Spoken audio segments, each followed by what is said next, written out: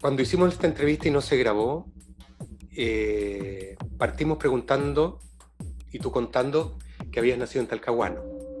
Sí, en Talcahuano nací, en el Eh, hospital naval. ¿Cuánto tiempo viviste en Talcahuano? Muy poquito. No, no recuerdo nada. Llegué, nos cambiamos rápido a San Pedro, entiendo yo. Así que no viví nada en Talcahuano.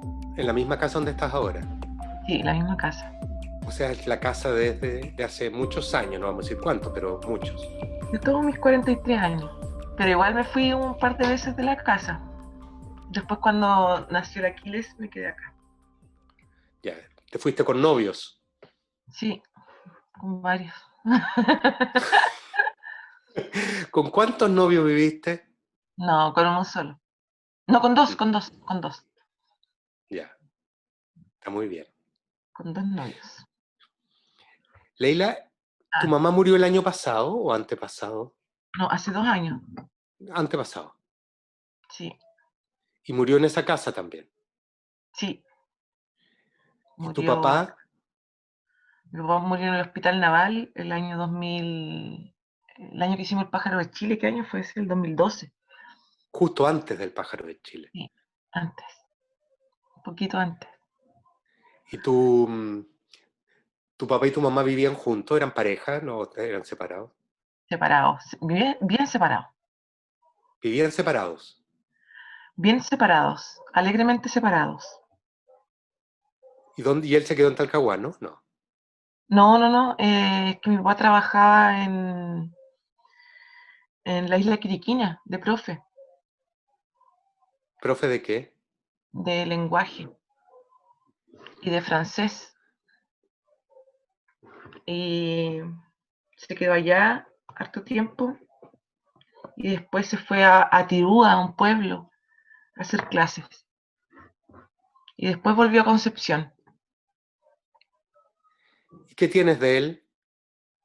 No, Como, no objetos, sino ¿qué heredaste de por ahí, de ese lado? oh, harto. Eh, un poquito la cabeza caótica.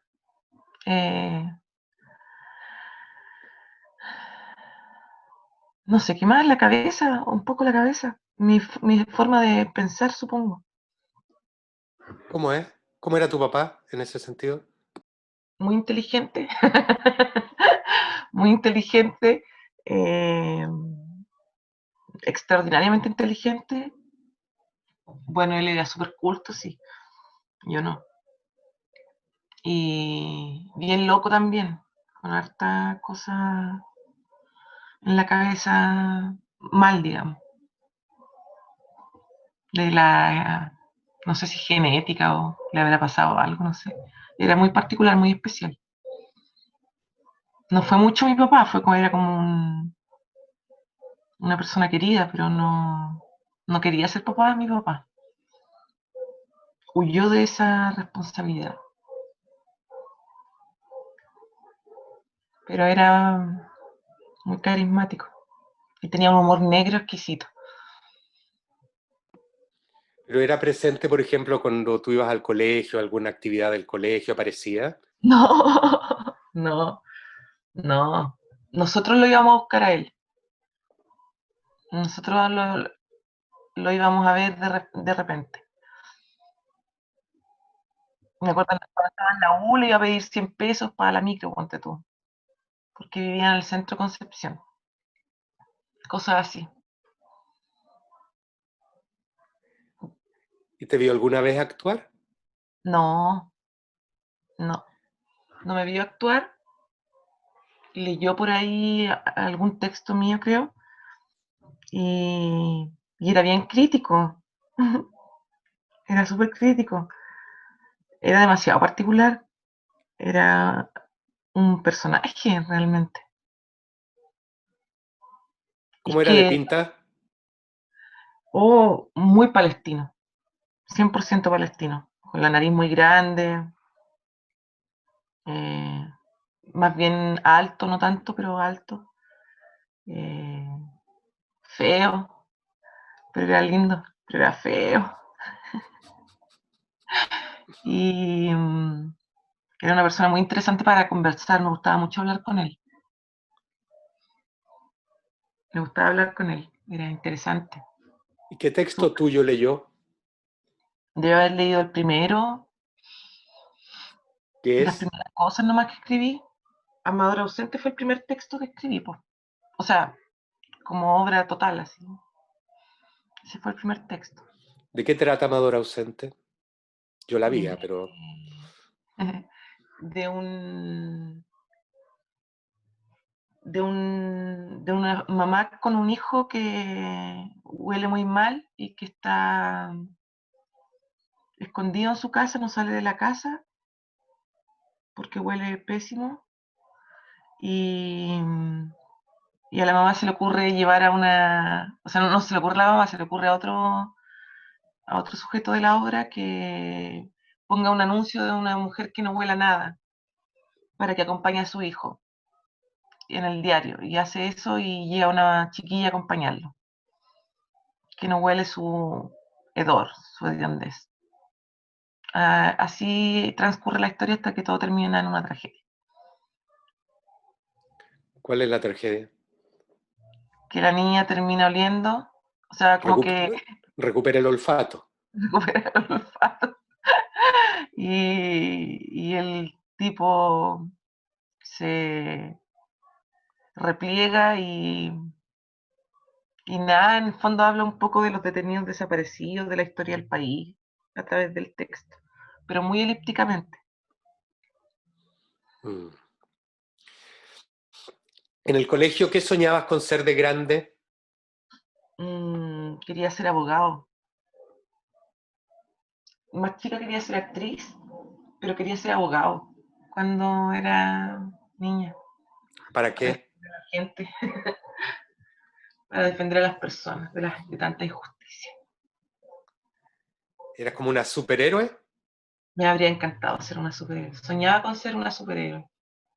Yo creo que todavía lo sueño. Yo cuando chica quería ser monja, pero monja, digamos, para peregrinar o algo así, como para ayudar dedicar mi vida a ayudar a la gente. Eso quería. A esta gente le pasa eso. Hasta que una vez una psicóloga me dijo que haciendo lo que hacía, escribiendo, ayudaba de la forma que correspondía que yo ayudara. Así que ahí me quedé un poco tranquila. ¿Y en el colegio escribías? Sí, sí escribo de chica. De chiquita, no recuerdo ni de cuándo, pero de muy chica que escribo. Eh, Escribía como inicios de novelas. Quería escribir novelas, entonces tenía muchos inicios de novelas. Y, y era, o sea, yo siempre supe que iba a escribir, no sé cómo. Siempre supe que me iba a dedicar a eso, a escribir. Pero nunca terminé ninguna de esas novelas. De hecho, el primer texto que escribí está por ahí, son las flores de mi almuerzo, que es un texto muy triste, que habla de- del abuso a los niños, a mí en realidad. Y eso lo escribí chica, chica. ¿Cuán Y, chica? no sé, de haber tenido 15 años, algo así. ¿Y existe ese texto? Sí, pues, cuando hacemos Cochabamba, aparece, Fragmento. aparece el texto. ¿Ah? ¿Aparecen fragmentos del texto? No aparece entero, es que es como una obra de teatro muy chiquitita donde la niña está mirando un rosal por la ventana y cuenta la historia desde esa mirada. Pues. Entonces, cuenta como la escena que se repite en su casa mientras ella mira el rosal. Entonces dice con los abusadores paseando por la casa, comiéndose todo a destajo y, y termina con la idea de, bueno, es como el rosal que mata a las otras flores que las molestan todos los días y ella mira esa escena con encanto, como tratando de contar su venganza, que no existe. Por eso. se satisface con la venganza del Rosal. Ya, después vamos a llegar a Cochabamba, que para mí es una obra súper emblemática. Tu entrada académica, pasaste por hartas carreras, me contabas la otra vez. Sí, pues, estudié primero ingeniería forestal porque me gustaban los árboles. Aprendí harta de arbolitos, me gustan mucho. Después estudié derecho, 2 años y medio.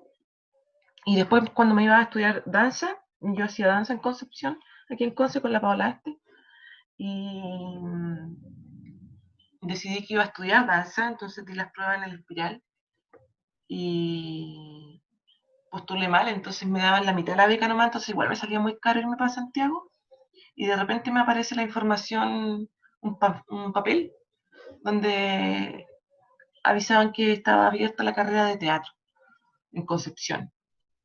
Entonces me fui a dar una vuelta para allá, para la escuela, y me quedé ahí. Me puse a estudiar teatro. Eso hice. Y fue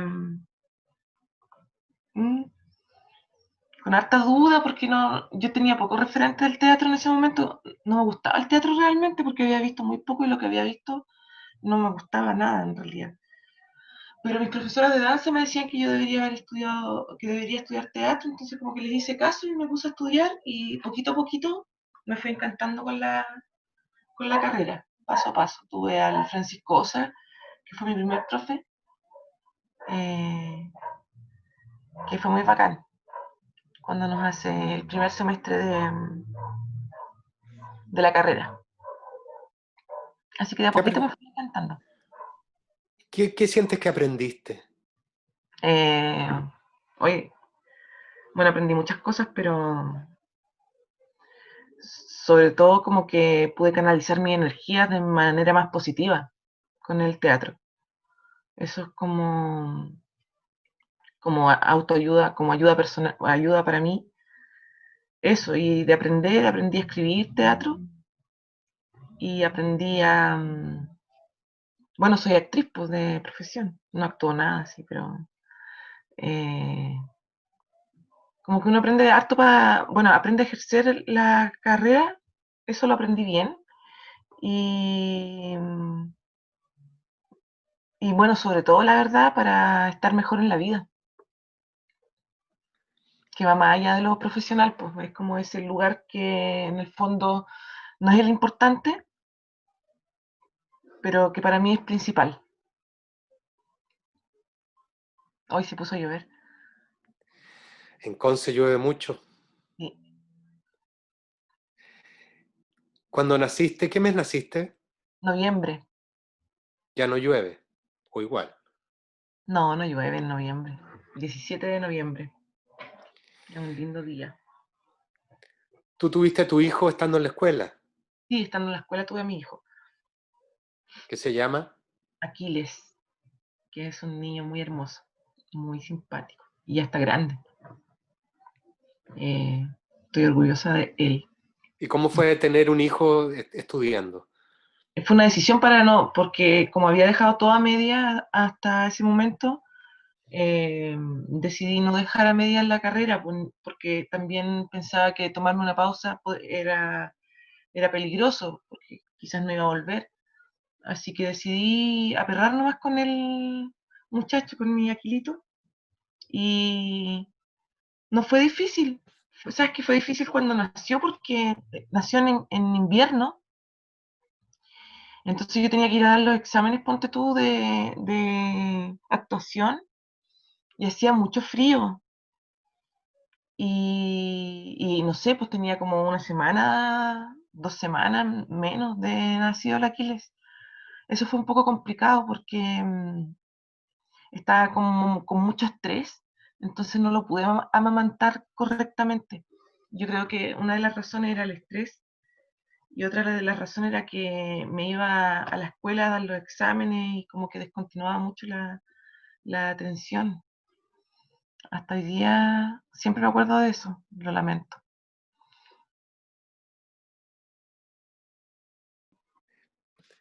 Leila, ¿tú lo pasabas bien en la escuela? Que la escuela de teatro es bien estresante, ¿eh? Una escuela de teatro porque los niveles de exposición son tan altos. Y además que yo tenía tanto problema, pero sí lo pasé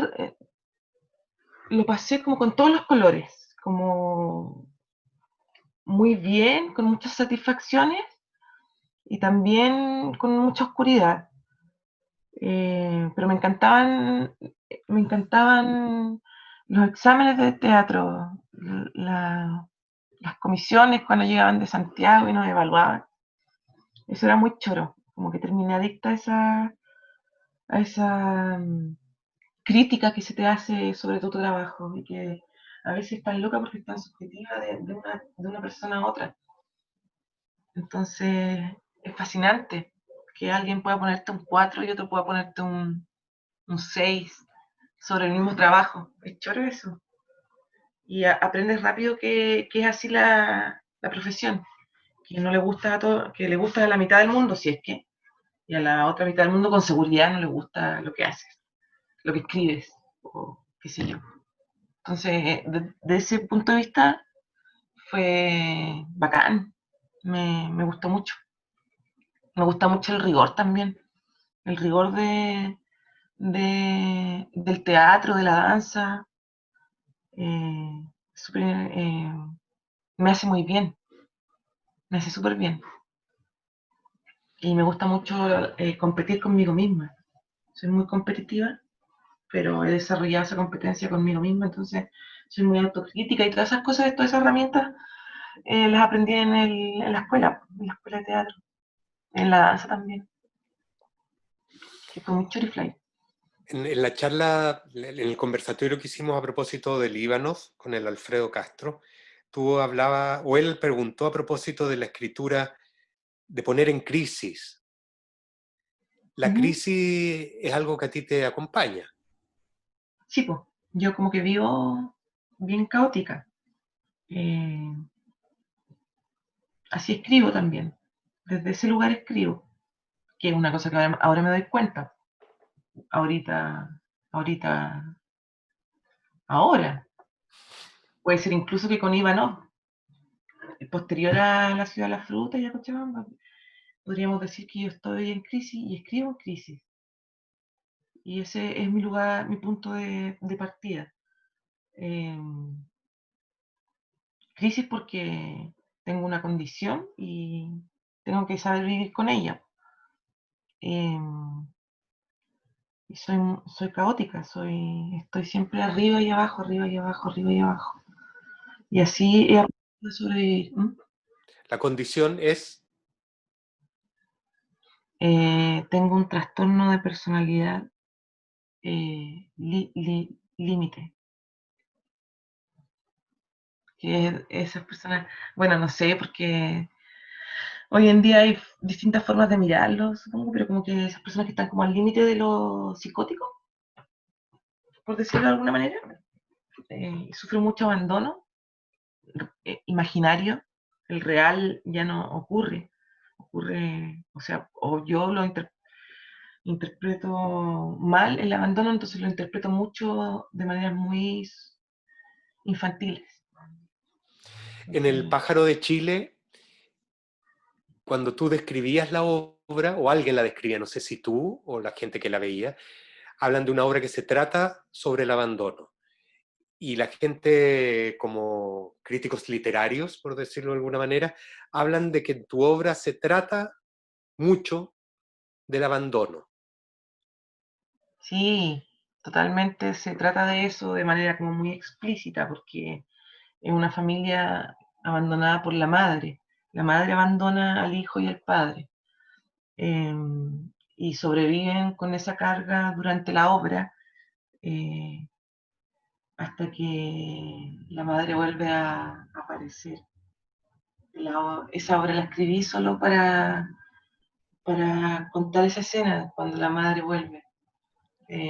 Sí, pues, habla del abandono totalmente. Se trata de eso, del abandono social y del abandono interno y del abandono familiar, del abandono desde todos los puntos de vista.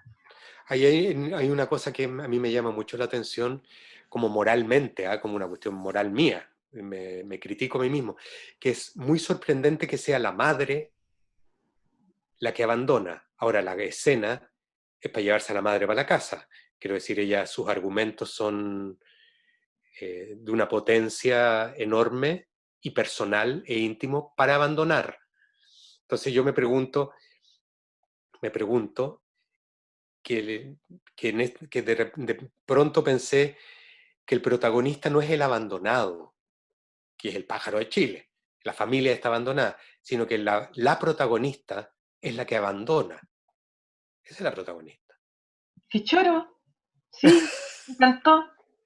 Sí, me encantó. Yo escribí a mí me criticaron harto algunas chiquillas como feministas porque decían que yo estaba siendo machista en el tratamiento de esa obra, pero yo siempre encontré que era todo lo contrario, porque yo lo que cuento es una historia donde la madre abandona, que es algo posible que ocurre, y, y donde ella argumenta el abandono y no hay una sentencia desde el lugar del escritor, que es pésimo hacer eso, además, sino que solamente cuento la historia.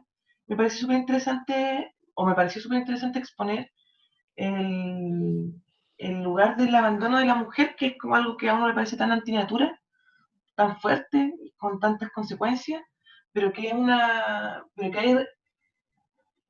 pero que puede, ¿por qué no puede ocurrir? O sea, puede suceder, es legítimo que ocurra, no es quizás no es lo mejor, no lo más feliz, pero no sé, puede pasar. No es tan, o sea, es terrible, pero no sé, yo vi una película donde pasaba eso también, donde la madre abandonaba al hijo, y es súper fuerte, pero tal vez es toda una construcción cultural que lo hace así de fuerte.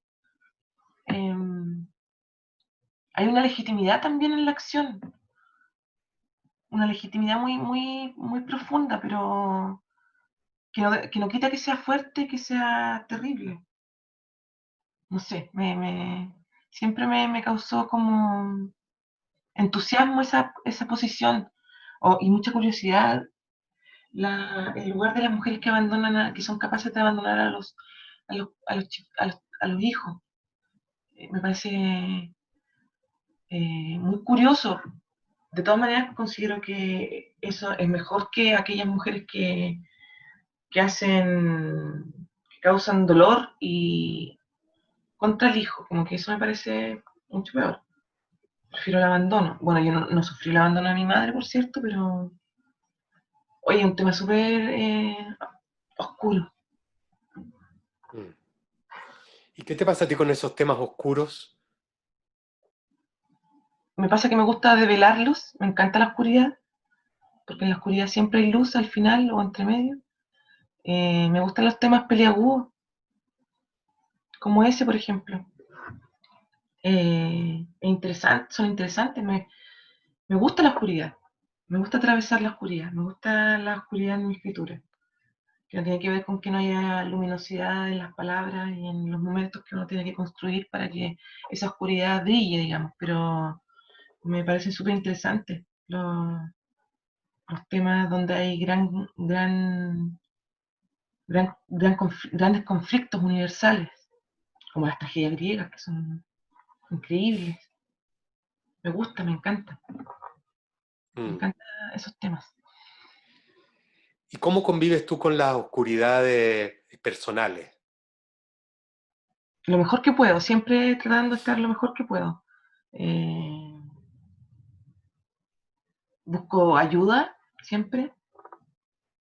Me ayudo, de repente le exijo mucho a mi cerebro y me canso un poco, porque como que no me dejo estar, porque me da miedo dejarme caer o reposar o no sé cómo decirlo. Entonces, siempre me estoy ayudando, no sé si de la mejor manera, pero he logrado sobrevivir y llegar hasta aquí con todos los fantasmas y las oscuridades que me acompañan, porque no me abandonan, están siempre conmigo y que no me van a abandonar nunca.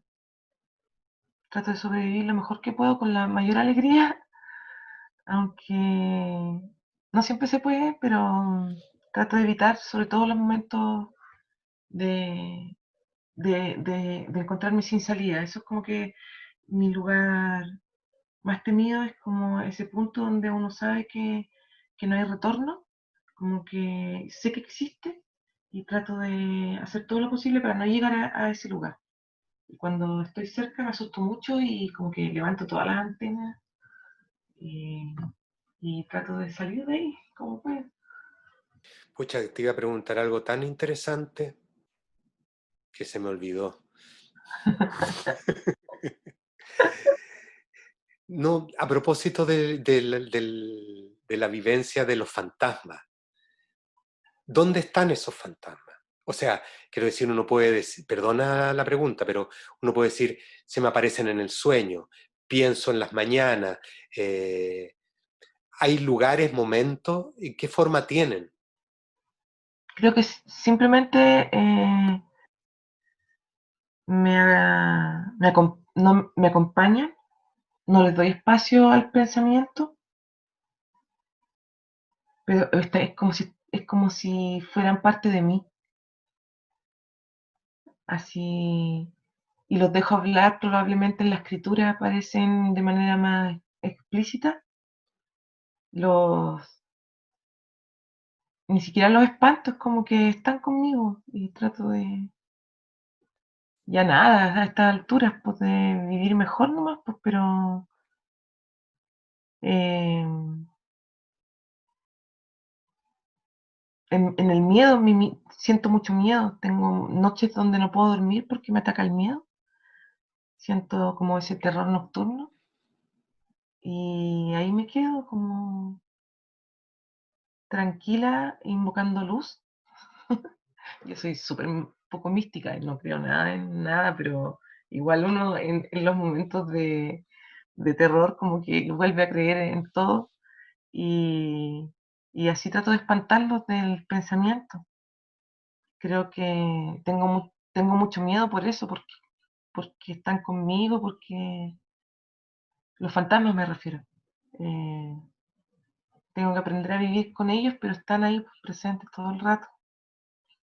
No se puede sacar, no se pueden sacar, pues. O sí, o no, no lo he descubierto como otro, no sé.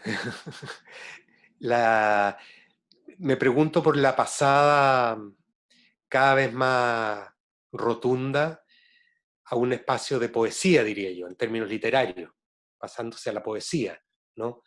Eh, ¿Por qué eso? Me pregunto ahora que dijiste esto de los fantasmas, ¿es una manera más fácil de sacarlos en ese formato a los fantasmas? Es más rápido. ¿Ya? Es más rápido que escribir una obra. Bueno, escribir una obra de teatro es escribir una obra de teatro. Escribir un poema es una cosa instantánea, que muchas veces aparece en la obra de teatro, pero la obra de teatro es la obra de teatro, es una estructura maravillosa. Eh, la poesía, en cambio, me permite estar conectada todo el tiempo conmigo y me permite comunicar en cualquier momento. Tengo una necesidad urgente de comunicarme con el mundo, entonces encontré esa forma que es muy rápida. Y ahí siempre están los fantasmas presentes, pues, y yo me sacudo de ellos a través de la escritura. Entonces la escritura poética me sirve para hacerlo rápidamente. La escritura teatral es un paso a paso. Tiene que ver con eso, supongo. ¿Cómo fue la escritura de La ciudad de la fruta? ¿Hace cuánto la escribiste? No me acuerdo. No sé cuándo la escribí, pero 2010 puede ser, ¿o no? No tengo mucha idea. Fue porque una vez un poeta me dijo, Omar Lara, que es un poeta, un super poeta, le De allá de pregunté Concepción, de Concepción, pero un gran poeta a todo nivel. ¿sí? Le pregunté un día con curiosidad cómo, cómo era escribir sobre la propia historia de uno, po. Y él me dijo que era muy difícil hacerlo. Y que era muy difícil hacerlo, que era difícil hacerlo bien, digamos, como que no.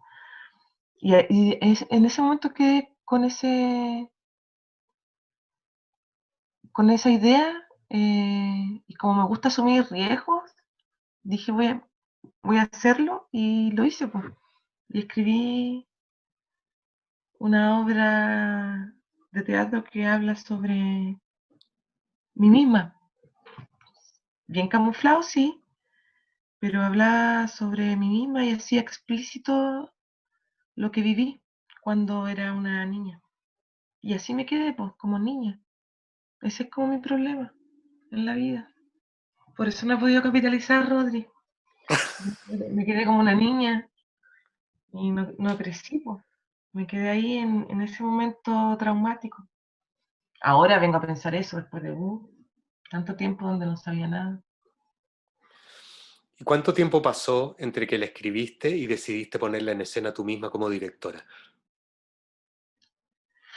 No me acuerdo. No me acuerdo, no me acuerdo. Hartos años, po. Es que no sé cuándo la escribí, pero Pero no fue instantáneo. no fue instantáneo, no sé, tengo como un problema con la memoria. No fue instantáneo, no la escribí y, ay, no, fue como la escribí un día, es que yo escribía mucho, entonces escribía muchas obras de teatro, era demasiado, entonces tenía las obras ahí y de repente la vi y dije, ya, ah, hagamos, quiero hacer esta obra. Y la hicimos. Yo dirigiendo sin mucho afán de dirigir, siempre con mucha vergüenza, pero lo hice, pues, y fue especial porque la obra no se hizo más que 2 veces. Después pasó un accidente y no se hizo nunca más.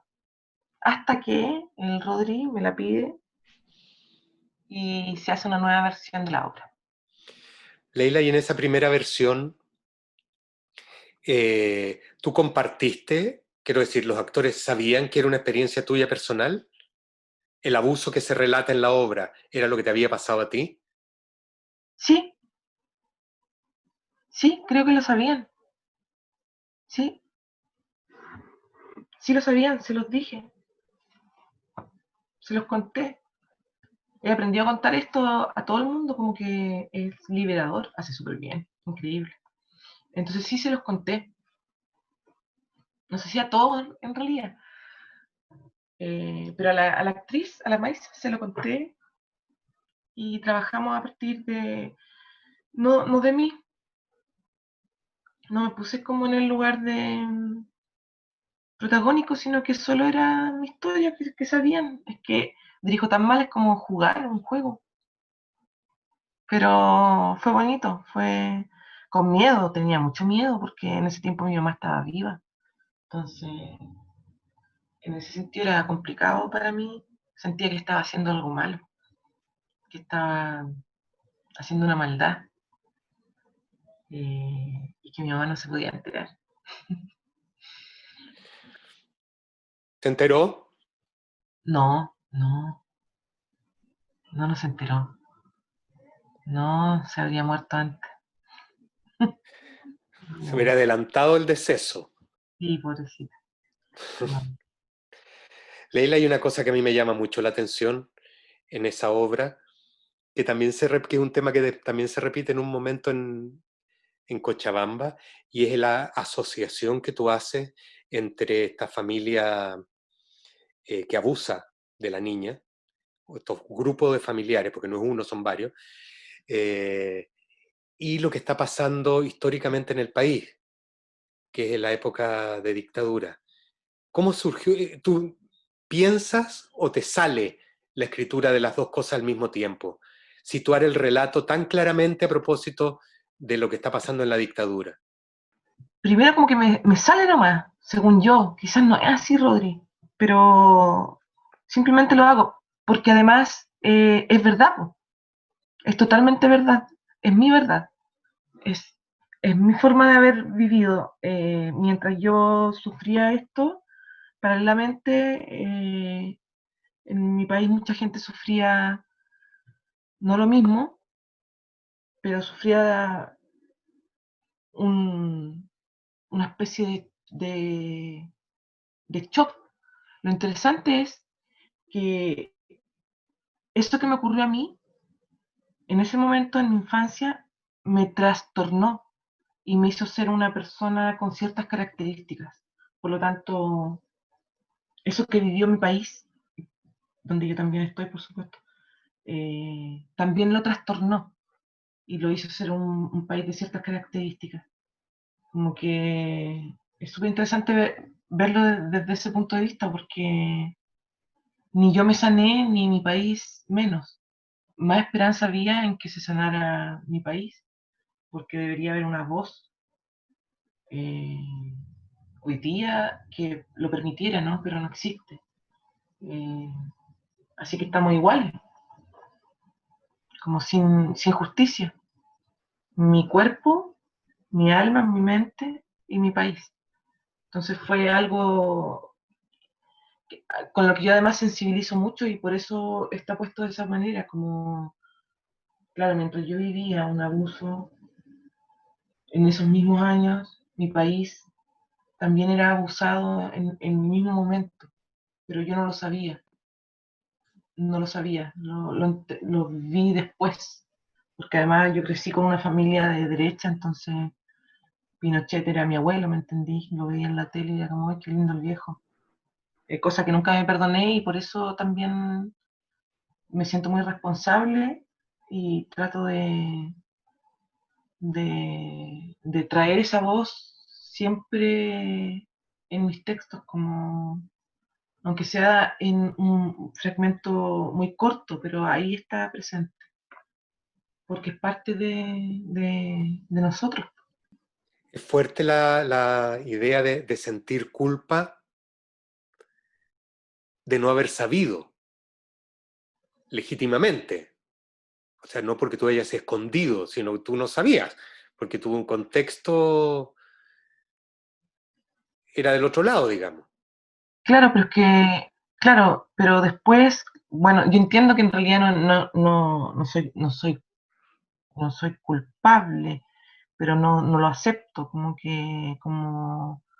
no lo acepto por ningún motivo, como yo me siento soy responsable, como, y al hacer el ejercicio de hacerme responsable es porque me gustaría que todos lo hicieran desde el lugar que sea que vivieron o no vivieron, sobre todo los que no vivieron nada, como una responsabilidad por ser parte de un país, ¿no? Creo que es fundamental hacerse cargo, aunque no tengas nada que ver. Como que creo que, no sé si es algo cívico, pero no lo podrías asumir de otra manera. Somos responsables de lo que hemos construido y de lo que no hemos construido. O sea, tenemos que ser activos en nuestro estar presente, en nuestro decir. Eh, Tiene que ser así. Y aunque no te quepa responsabilidad, la tienes porque eres parte de un todo, de una maquinaria que comienza a andar o sigue andando de una cierta forma y no de otra. Entonces no soy responsable. No me importa que me digan lo contrario, pero lo asumo de esa manera. Es una decisión. Mm. Es complejo, ¿eh? Es Sí, es complejo complejo, porque, para todo. sí, no, digo, es complejo porque tú también de alguna manera en la obra dices que pasa eh, por sentirte de alguna manera o pensar o buscar una responsabilidad en el abuso que tú sufres siendo una niña. También lo dice. Ah, sí, también me siento, bueno, pero ahí claro, debe ser una... Eres pesado, Rodri. Sí, también, bueno, es que es normal, ¿no? Sí, sentir como que eres culpable de esas cosas que te pasan cuando niña, sientes que eres tú, como que tú tenías un mal, como un demonio, algo que te hace ser sujeto de acecho. Aunque entiendes racional, con la cabeza entiendes que no es así, con el alma es más complicado. es más complicado decirle a tu, no sé, espíritu, alma, que no fuiste tú la culpable, que no tienes ninguna culpa, al contrario. Debe ser, no sé, es todo tan contradictorio, pero lo entiendo, sí, entiendo que no soy culpable, pero me siento tan culpable, me siento tan responsable de eso. No sé por qué, no sé cuándo voy a poder sacarme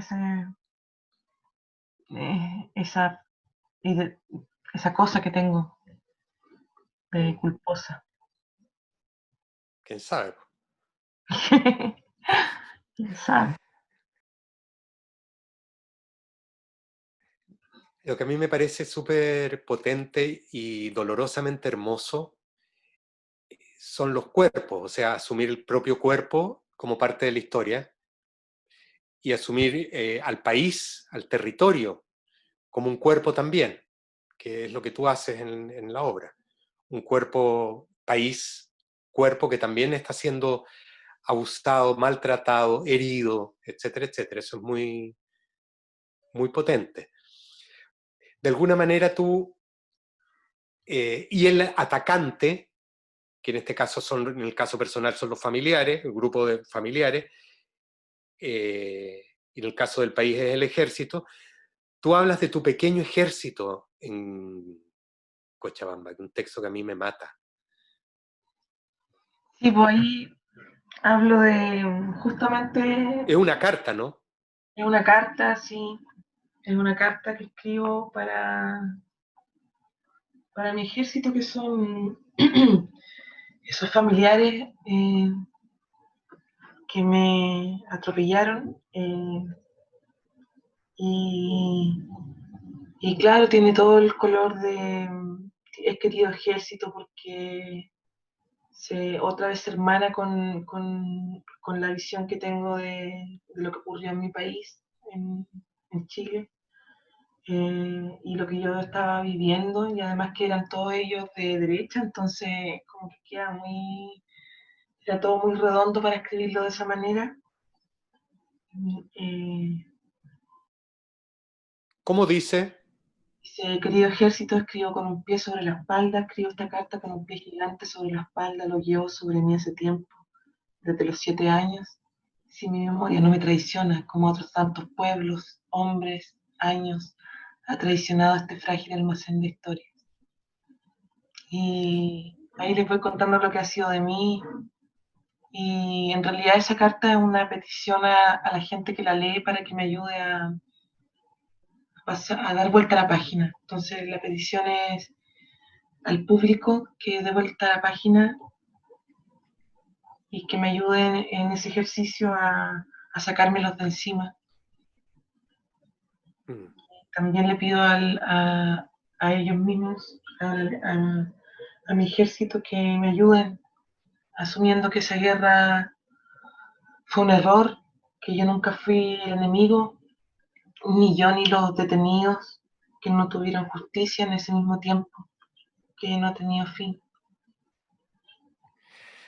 Tienes el texto fresquito porque hay un intento de mostrarlo a través de estos soportes nuevos que nos implica la pandemia, ¿cierto? Sí, sí, ¿Cómo ha maravilloso. sido, cómo ha sido pensar formato distinto, formato nuevo y encontrarse de nuevo con este material?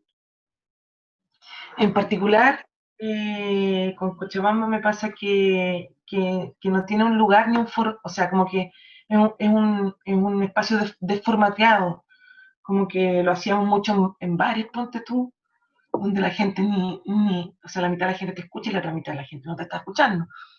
Eh, Me encanta hacerlo por este formato. Yo soy bien loca en ese sentido, como que me gusta, sobre todo me gusta comunicarme con la gente a través de esta historia que es Cochabamba, eh, y si es a través de esta forma, me parece precioso y encantador. No lo veo como, a pesar de que obviamente no va a ser lo mismo, bla, bla, bla, yo lo encuentro fantástico, yo encuentro que para decir lo que hay que decir, para comunicar lo que hay que comunicar, no importa la forma. Hay que buscar, obviamente, las delicadezas y todo para poder contarlo bien, para que se cuente el viaje, digamos. Pero me encanta que sea por Zoom, ponte tú. Encuentro genial interpelar y que me ayuden, porque en el fondo cada vez que hago Cochabamba, no importa cómo sea, pero cada vez que lo hago, algo pasa como que hay un poquito de peso que sale de mí. Y eso es fantástico. Y eso lo hago solo con todos, po, con todos los que me puedan estar escuchando. Y no me importa el formato. Lo encuentro súper. Y te puedo hacer una pregunta demasiado ordinaria, que Ya, es, o sea, la voy a hacer igual, que es la pregunta que todo el mundo se hace, creo yo, y a todo el mundo le da vergüenza hacerla. Es, ¿por qué se llama Cochabamba ya tiene un mar? ya no. Claro, incluso recibí unas críticas por eso. ¿En serio? Sí, ¿De quién? de gente que le gusta criticar, que está muy bien. Se llama Cochabamba porque me gusta la palabra. Cochabamba. Cochabamba, me gusta cómo suena Cochabamba. Suena a felicidad. Es un pueblo de tierra altiplánica que no conozco y no lo conozco nomás. Y sabes que tiene que ver mucho con que dicen que hay un tiempo que estuve pegada con que la escritura, o sea, con que el artista se desarrolla súper cuando sale al extranjero. Entonces yo no he salido del país, no he salido Nunca. del país. Entonces, todo, toda la escritura de Cochabamba ocurre primero en un tiempo de crisis real, en un momento de crisis real, así como que está escrito en crisis total. Y además ocurre en un tiempo en el que yo me cuestiono mucho eso, pues yo digo, pucha, nunca voy a crecer porque nunca voy a salir del país, entonces no voy a poder crecer, entonces yo dije, ya, pero voy a hacer el ejercicio mental de salir, voy a salir. Entonces escribí Cochabamba con esa idea, como de que de verdad estar en otro lugar, de verdad estoy en otro lugar y escribo desde otro lugar, a pesar de que estoy en el patio de mi casa, que después lo develo avanzada la historia, eh, pero eso, es como hacer el esfuerzo mental de salir para crecer sin salir, porque soy tan, no, como nunca me quedo tranquila, no puedo creer que no voy a poder crecer porque no salgo del país. Entonces hago el ejercicio de salir del país de alguna manera. Por eso Cochabamba. Y tampoco sales mucho de la provincia. Me gusta decir provincia. Sí, no, tampoco salgo tanto de la provincia. Salgo a ver al Rodri, a veces a Santiago y sería. Y si es que tengo alguna vacación por ahí, por el sur, cortita. Así son las cosas. Así estamos. Leila, ahí, no sé si al final de Cochabamba hay un texto que me gustaría que me dijeras que tiene que ver con cómo la palabra se vuelve texto en Cochabamba. Cómo la lengua se hace escritura. Cuando digo, me comieron la lengua los ratones y por un tiempo más o menos largo no hablé. Ahora hablo pero no sé cómo. Beso, pero sin ella. Me las arreglo para no levantar sospechas. Todo pasa directo por mi boca, todo sale directo también. Malditos ratones feroces, malditos ratones corpulentos. Nadie supo salvarme de ellos, nadie puede contenerme dentro. En estas condiciones no me ha quedado más que un lápiz, al que doy forma de lengua, y con eso escribo, con una lengua generosa que no se seca jamás, y con eso amo, con un lápiz que chorrea sanguinario en mi humedad. Ese vendría siendo el texto de Cochabamba. Gracias. De nada, Rubén.